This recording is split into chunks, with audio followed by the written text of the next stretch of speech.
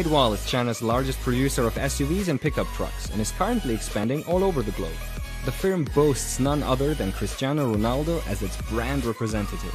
The biggest new release for Great Wall has been the Wii, a premium compact SUV that first hit the market in 2017. Protofab is proud to have been a part of this project, and we carried prototyping for a number of parts, including the engine cover, which is the focus of this comparison.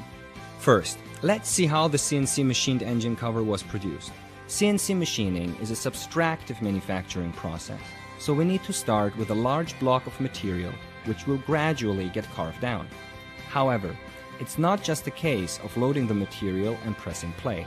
Prior to this stage, there was a fully 10 hours of preparation. This included 4 hours of analyzing the digital files and 6 hours of configuration. While this is taking place, the machines also had to be set up with the correct cutting tools and parameters. This technology can't produce the prototype in a single piece, so 3 separate machines were needed to make different sections of the part, which were then glued together at the end. Here we see the main section of the engine cover. Notice the mountains of waste material piled up at the sides. In contrast to CNC, the SLA printed part is produced in a single print and without any waste.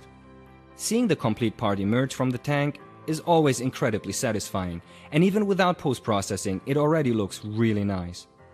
Only a small removable cover was printed separately from the main part, and that was printed at the same time in the same tank, so it didn't lengthen the build or complicate things.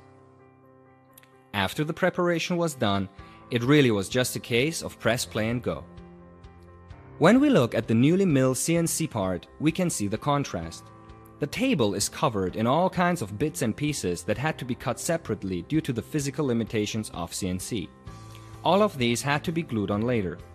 This is because the cutting tool is very limited in its movement and many sections of the engine cover are obstructed during milling.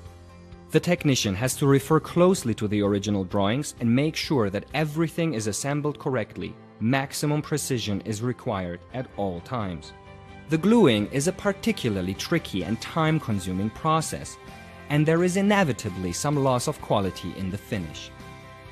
Our team is extremely highly skilled, but it's just not possible that a glued-together part can be as smooth and seamless as a part that was printed as a single object. In terms of dimensions, the two parts are essentially identical and both took 40 hours to manufacture.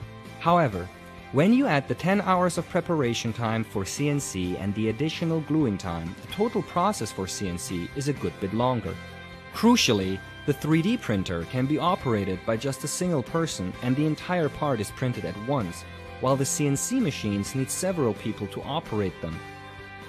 It's clear that CNC machining is much more labor-intensive and uses a lot more resources. It's not just prototypes of engine covers that are a perfect fit for SLA printing.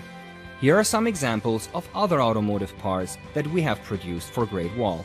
This radiator grille has a very complex structure that would be a nightmare to CNC machine, but is child play for an SLA 3D printer. This door section is a similar story.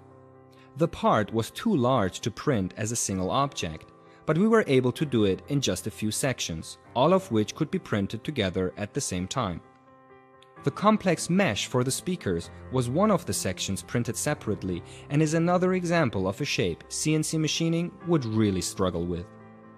The main sections were printed in such a way so as to be easy to join together in post-processing. Although gluing is never ideal, assembly for this 3D printed part was fairly straightforward and the number of sections that needed joining was minimal. Once the gluing was complete, it was just a case of sanding down those areas and working the surface to a smooth finish. Had we had to rely on CNC machining for such a large and complex prototype, costs would have been through the roof. With 3D printing, it was just a regular build except with the addition of a little bit of gluing and sanding.